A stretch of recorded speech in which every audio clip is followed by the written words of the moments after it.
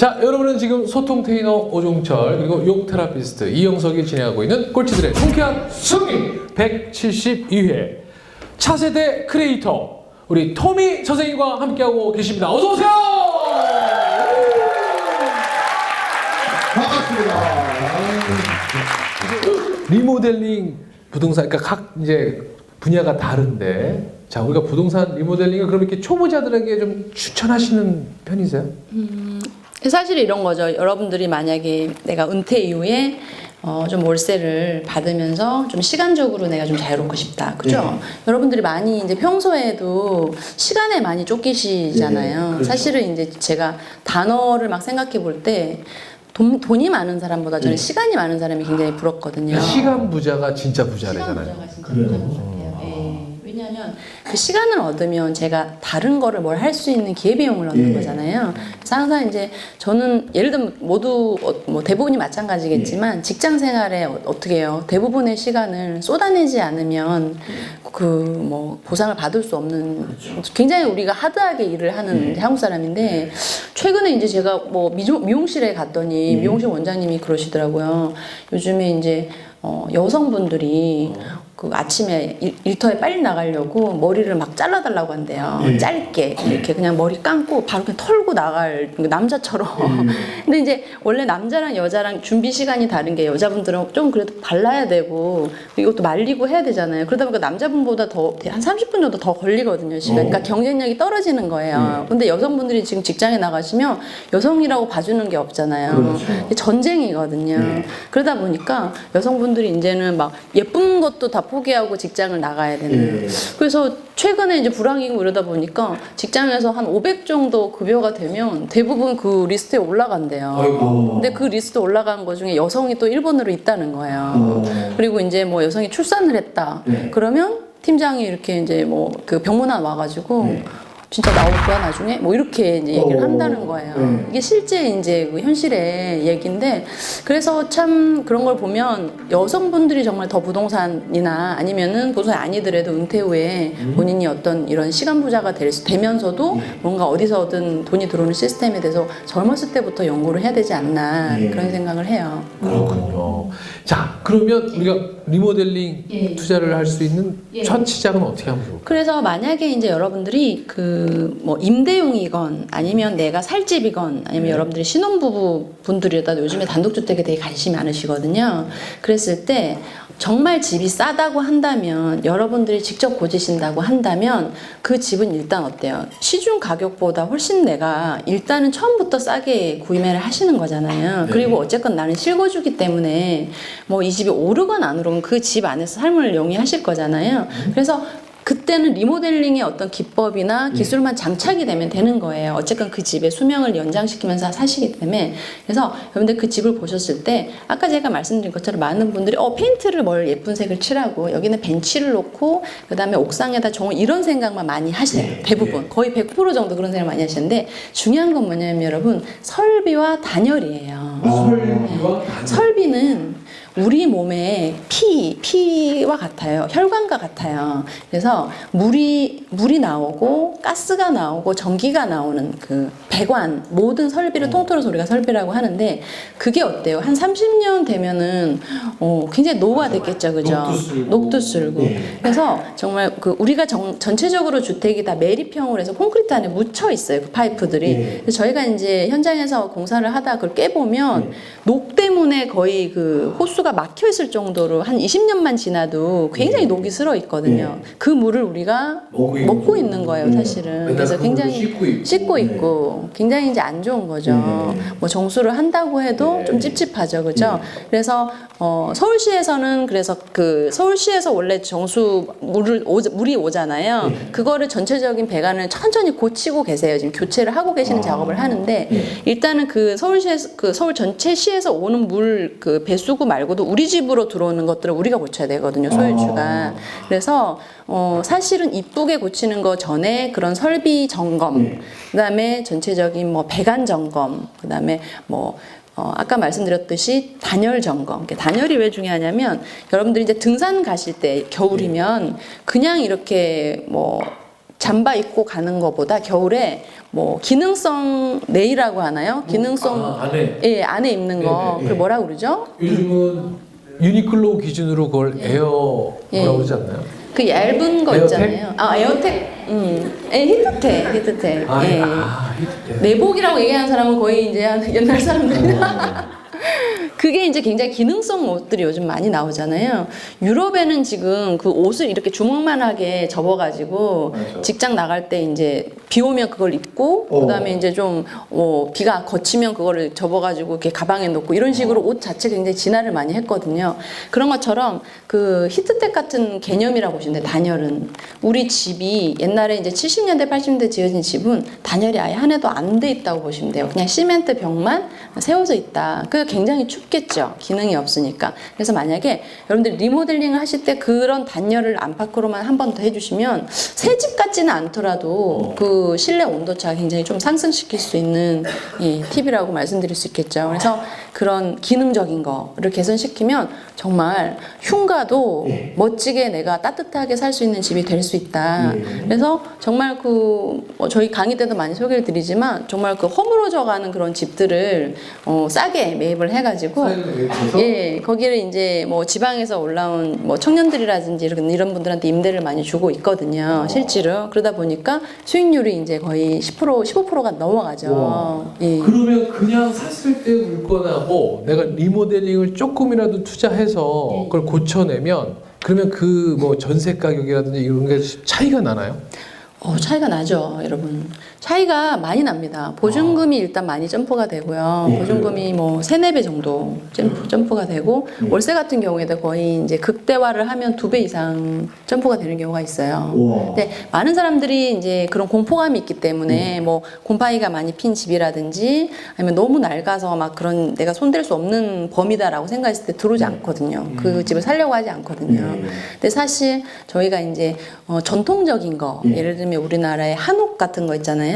한옥이 정말 뭐 TV에 방송 몇 번 나간다 몸값이 완전히 뛴 거예요. 그래서 뭐 익성동 같은 데도 사실 익성동 같은 경우에는 옛날에 양반들이 살던 한옥이 아니고 계량 한옥이라고 해서 약간 서민들이 살던 한옥임에도 불구하고 동이 다 날 정도로 불티가 났어요. 거의 이제 많은 분들이 지금은 이제 전통에 대해서 많이 관심을 갖고 이제 그걸 고쳐서 좀 해보겠다. 뭐 거기다 예쁜 샵도 하고 그렇게 하는데 옛날에는 한옥이 정말 쌌었거든요. 사실은. 그래서 제가 그 트렌드를 말씀드린 게 그 트렌드를 미리 우리가 뭐 한 10년 전쯤이라도 한옥의 가치를 알고 있었다고 한다면 진짜 북촌, 서촌 우리가 다 거기를 이제 진짜 지금쯤 소유주가 돼서 권리금을 내가 원하는 대로 부를 수 있는 사람이 됐지 않았나. 그래서 항상 유행보다는 남들이 익선동을 요즘에 가갖고 익선동 돈 많이 올랐대라고 해서 익선동을 가시는 게 아니고 미리 우리나라에 진짜 보물 같은 게 뭐가 있을까. 사실은 그런 전통이잖아요. 일본에 가셨을 때도 많이 느끼셨을 텐데 일본에는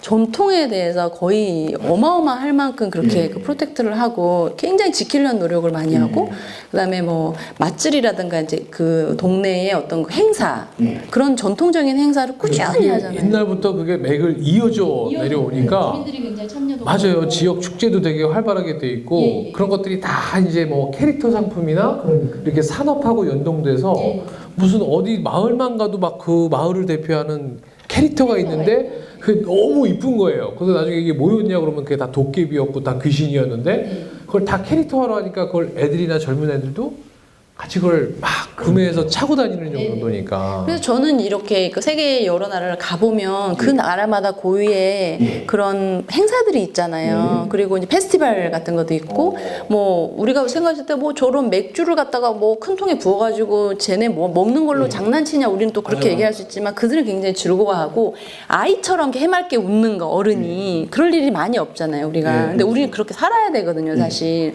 근데 사실 우리가 여가가 났을 경우 나 아니면 주말에 시간이 나면 사실 갈 데가 없어요. 그러니까 이제 애 데리고 마트 가가지고 쇼핑하는 게 단데 그게 취미생활이자 꼭 마트 안 가면 안 될 것처럼 그렇게 하니까 또 스트레스 받잖아요. 사실 우리 전통적인 그런 행사나 그런 페스티벌을 좀 우리도 즐기면서 재밌게 좀 명맥을 유지해야 되는 그런 부분이 있죠. 그래서 말씀드리고 싶은 거는 옛날 집이라도 신축을 하지 않고 내가 리모델링을 만약에 뭐 어느 정도 좀 공부를 하시고 한다면 사실은 굉장히 좀 혜택이 좀 있습니다. 그러면 옛날 집 중에 이제 여기 관심 가진 사람들은 어디 지역을 좀 관심 갖게 보면 좋을까요? 오래된 집은 저기 이제 저 지방 내려가면 뭐 저 예전부터 해남에 내려왔던 가가지고 옛날에 오래된 집을 볼 수는 없잖아요. 뭐 흉가라고 그러죠. 이제는 뭐 그런 데는 뭐 거저준다는 데도 있더라고요. 네, 지방에 효과가 굉장히 많아요. 네. 그리고 지방에 빈집이 많습니다. 네. 그래서 이제 전국적으로 빈집이 문제여서 빈집에 대한 지원을 하고 있어요. 정부에서는 빈집을 만약에 여러분들이 내가 쓰겠다라고 하면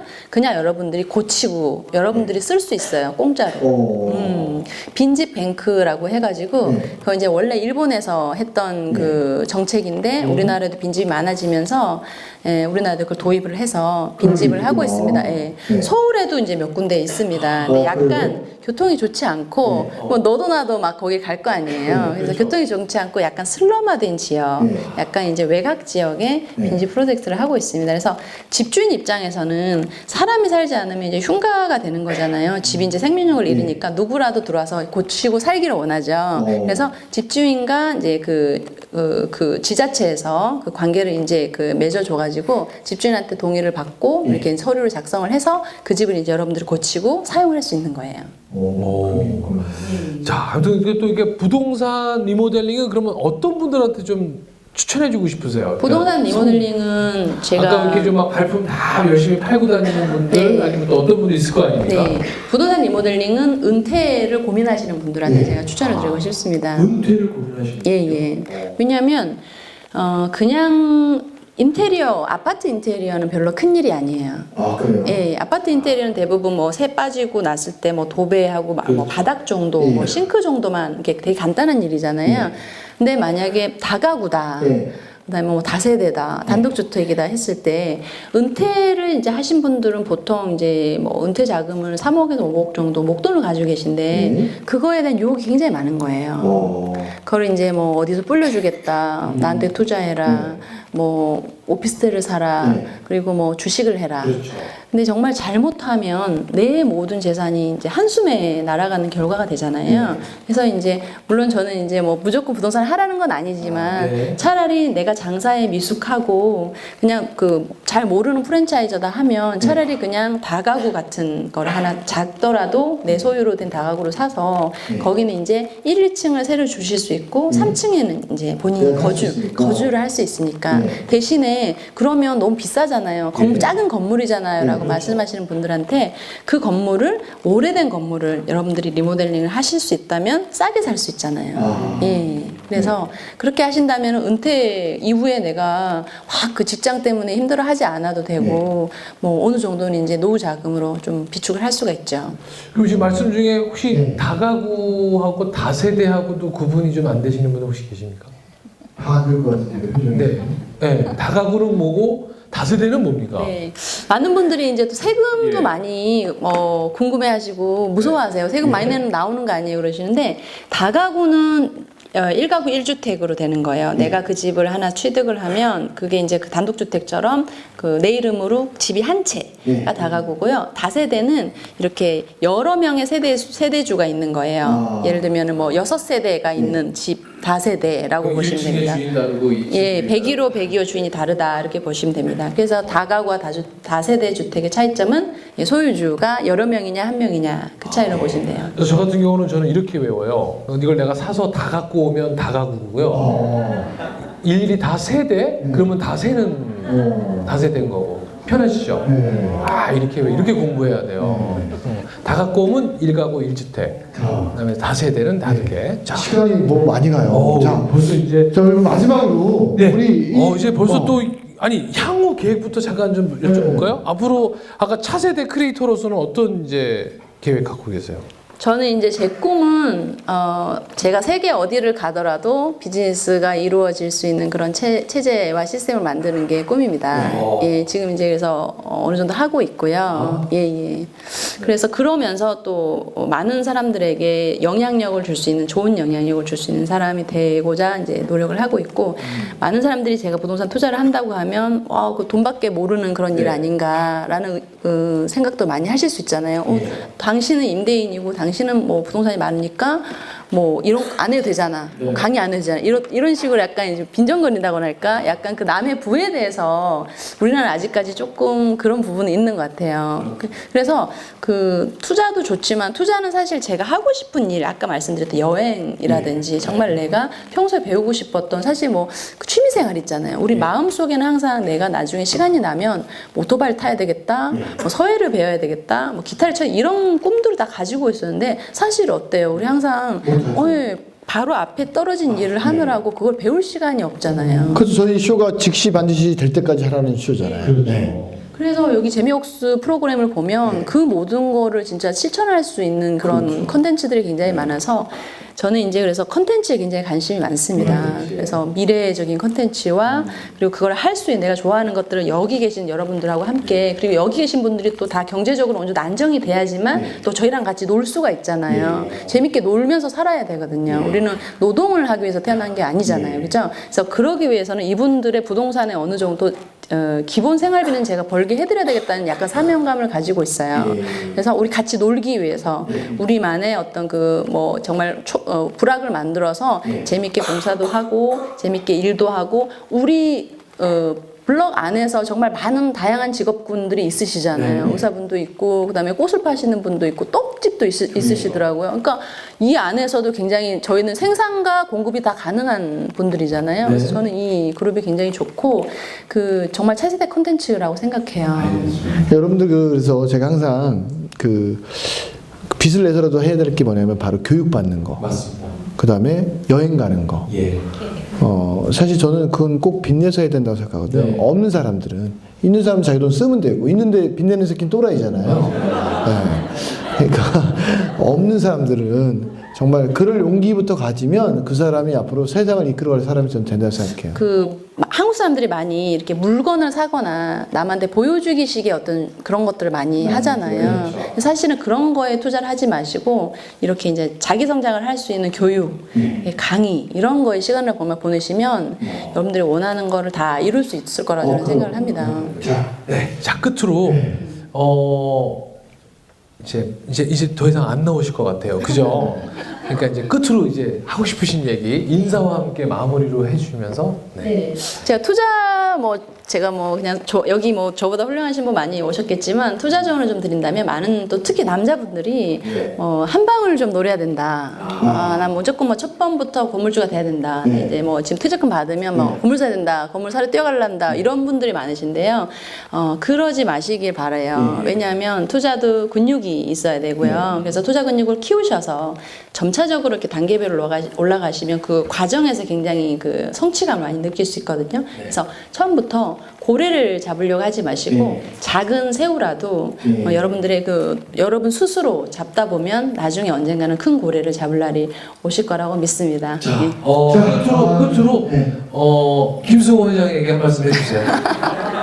어떤 얘기 지금 하고 싶으세요? 진짜.